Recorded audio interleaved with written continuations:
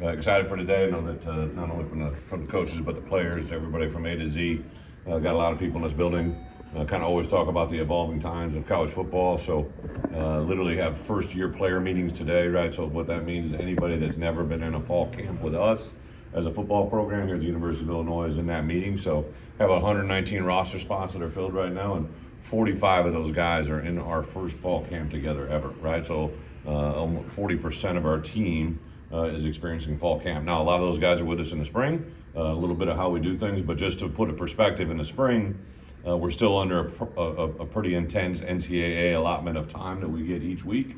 Some rules around that. In fall camp today, they'll walk out of the building this evening after practice, and they'll be on the grass or in meetings or in walkthroughs or in practice in some capacity. Got about a 45-minute window here with weights. They'll be in this building working with us about 10 hours today, right? So that's the same schedule for every day this week, 6 days in a row. By Saturday, walking off the field Saturday night, they would have gotten in over 60 hours, maybe 70 to 80 with some volunteer film time of work that they would have done this week. That's the equivalent of 4 game weeks in itself, literally in 1 week. So football can be a little bit of a grind at this time of the year. You got to have guys that love it. They got to understand it. They got to appreciate it. As coaches, we got to speak it. They got to be able to understand it. I've stressed a lot since January to where we are today about communication. It's one thing to speak it. They got to be able to understand it, and then we got to be able to hear them as well. So really excited where this group is from an injury standpoint. Really don't expect I'll let you guys get out there for a little bit tonight. You'll be able to see it. There's some guys that are still limited in reps. KO coming into it. James Kreutz will still be limited a little bit. Zachary Franklin will be a little bit limited just coming out. There's a couple guys with some soft tissue things that we're going to work through here the next couple weeks. There's only about 3 or 4 guys. Kellen Francis, obviously Mason Morgan, Tyshawn Griffin still. There's only about 3 or 4 guys that are going to be limited from practice in that capacity. Dennis Briggs, unfortunately, became ill yesterday during meetings, and I don't know if he'll be out there at practice today, but that's just a 24-hour bug or whatnot. So other than that, we should be pretty clear and excited to get out there tonight. Bret, you've added a bunch of new staff in the recent weeks. What does that help you going into camp? And what's the sweet spot in terms of that ratio of coach instruction to players? In reality, I didn't add any more. I had 2 analyst positions that were open. I just didn't fill them because when the season got done last year, Jimmy was there. We were still in some conversations. I had talked about some guys coming in during the spring, but I really wanted for this rule change to go into effect so I could attract the right type of person for that position. So really the only bonus 2 we got is 2 hourly wage guys, Dele and Trent. Dele I mentioned at SEC Media Days, just very impressed with him, brought him in during the course of the spring, had a chance to sit down with him. He was at Rice, but he'd been at Houston with Archie. Obviously his past history here was, everybody spoke volumes about who he was. And then Trent was kind of a unique story because Trent and I were together at New England, recruited him, went to a pro day at Miami, watched him work out, and that gravitated to eventually sign him at New England. And he was with us in New York when I was there, and have really just been on him the last 2 or 3 years when he's getting done playing, and I'd love to hire him, and that's the way it kind of played out. So I'm excited really to hit the grass tonight. You're going to see all of our guys. We have about 20 plus bodies now that can actively coach, and just to touch our players on a more individualized basis, to get more individualized coaching, development, even film sessions. Like we can do a lot more one-on-ones. I think that helps everybody. Coach, would you ever consider early in camp, maybe opening camp for a couple days for fans? I already did. Open it up for 30 minutes for you, and then the fans get a fan day. How about, and there's a quarterback day. Would you ever do more than that, like they did in the NFL forever? In the what? In the NFL, they did that forever. Would you ever consider more, like more? Yeah, probably not. 105 sounds like the number for For next year. Do you expect that to be fully funded here with you? Oh, I don't know. So the roster is 105. Yeah. You have a minimum of 85. Yeah. There can be no maximums, by the way the rule reads, right? So where that is, the other thing I think that everybody's kind of talked about, but I don't know if everybody understands, there are equivalencies now in football, which has never been done before. So whether they're fully funded or not, I know we have a minimum of 85, but we have a roster of 105. There's a lot of conversations between Josh, obviously myself, and the administration and the athletic department before we can kind of hone in on that. But it does affect the 2025 class, right? So I have an idea of what I think it's going to be. I don't think we're ready to go public with that information yet. What's the difficulty in changing that, and what semester or two? Well, I was hoping there was going to be some type of gradual decline, right? Like to go from 120 down to 105 is just, it's quick, it's sudden, but it is what it is. I think the way you practice is literally going to change overnight, right? Like the ability for you to self-serve and to play good on good, and even just kind of in the game week preparation, I don't know if you're going to be able to have the ability of and the volume of look team stuff. So even just like adding Dana and Myers, those guys will really help us in the preparation of our look teams against our offense and defense. Myers obviously with an offensive background. Dana as a head coach has an idea of what is expected, right? So those two guys in itself will really help us just even this year, which I think will have a bigger effect next year. You kind of just said it, Brett, but you'd always said the 25 class is going to be a little bit smaller just because you're working on an 85. Is it obvious now that with you working on now 105 maybe? 100%, so we already have, you guys that really follow us know who's already committed to us, right? And we were probably getting to that point where I was within one or two, maybe, right? Now a little bit, I think, a change. But the other thing that comes into play here is like we literally have a roster of 119 players. We'll add another player here in August, but right now we'll add 119. And of that 120, there's a very small number of guys that are guaranteed this being their last year, right? Like there's a couple of guys that we're counting as seniors who have 2 years of eligibility. They've just expressed that this will probably be their last year, and both of them are major contributors. Sure.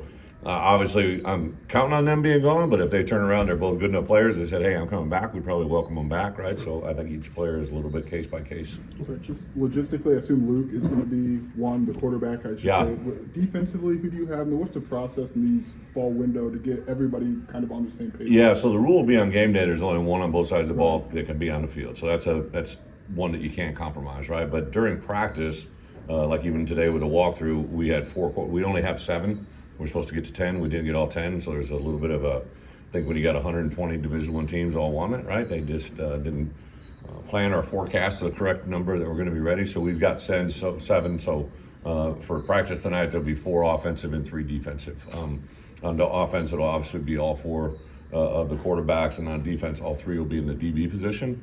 But in my experiences in the NFL with the C2P, the coach to player communication, the teams were probably almost a little bit half in the back end, half in the linebacker room, right? So it's a little bit, and I talked to Aaron extensively, in the last 4 or 5 days, just about, hey, let's go one movement, right? See where it's at, and then at some point we may let the linebackers have that communication, just because, in theory, the DBs are a little bit more spread out, so they're going to have communication devices other than the verbal ones. They're going to have to signal to one another. A corner on this side of the field ain't going to be able to talk to the other corner.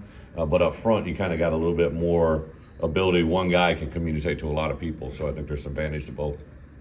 Right, But just a month to the first game, how important is it to have the practices scripted strategically and just make maximum use of the time we have on the practice? Pretty obvious question, but like it's a month in time, but we have 25 practices. Every team in college football has 25 practices to get ready for your first game. We've got all 25 mapped out. How we'll use those practices a little bit depend on how well we escalate, how well we stay healthy.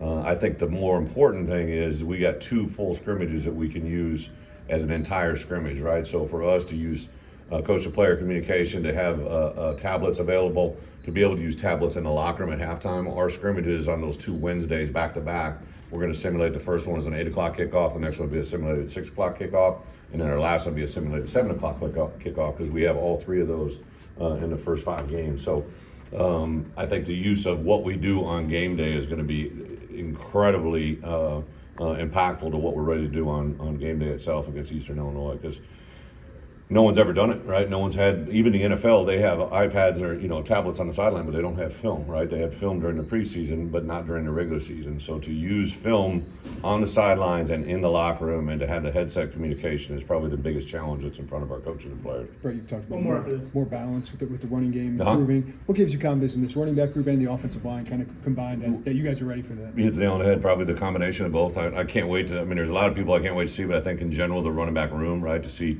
Josh McCray looking the way he's looking, to see Aiden, see Caden. Jordan's another guy will be a little bit limited tonight. He's coming off soft tissue, but those 4 guys, in addition to Khalil, I'm really excited to see that running back room. I think the tight end room has got some new faces. Obviously Cole was with us in the spring, but Tanner now in his second year with us.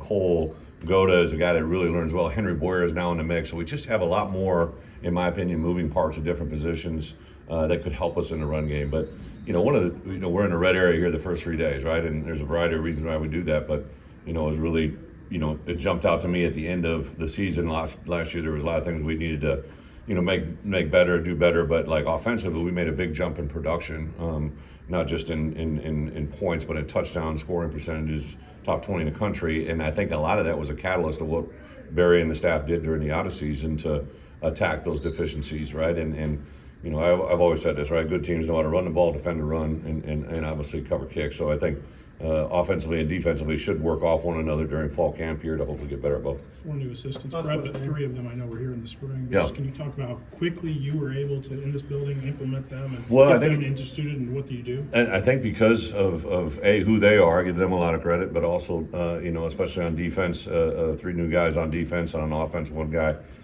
Just being able to snap those guys into coordinators have been here a year. So even though there has been some transition, I've been very impressed with who they are, what they represent. Each one of those guys kind of has brought a different thing that I, maybe knew during the hiring process, but has really jumped out to me now. Corey obviously joined us, basically post spring, and he just picks up very quickly. As you guys know, I've talked to him. He's very gifted communicator. He's a guy that really jumps out. The effect that he has on our players right away. Super impressed with Archie and his skill set. Really, Archie's understanding of football has been really, I knew it was there, but it has really been something that's jumped out to me. Clint, work with the outside backers and the expertise that he shows there, and then Step, his benefit not just to our players in the wide receiver room, I think to the offense in general, just the chemistry with Barry. You can see the confidence in him and the way he's affected the whole room. And then some of our other players like Thad Ward has really grown since he's been here. I'm just super impressed with that and his effect on our entire program. So I'm excited about this staff, and then these new additions to get some former guys. I'm really excited to be around Daly on a daily basis, try to spend a moment talking to him. Trent I knew as a player, but never as a coach, right? So I'm really excited about the addition. And Dana and Myers, like I'm sure Barry spoke of it, right? Like his interaction and dealings with Dana has been very impressive to me. And Myers is just kind of a no nonsense, get your work, do what he does. He's on the defense side. I'm literally usually one of the latter people to leave, and he's still in his office at the end of the night. I know he's excited to get back into it. Thank you, guys. Thank you.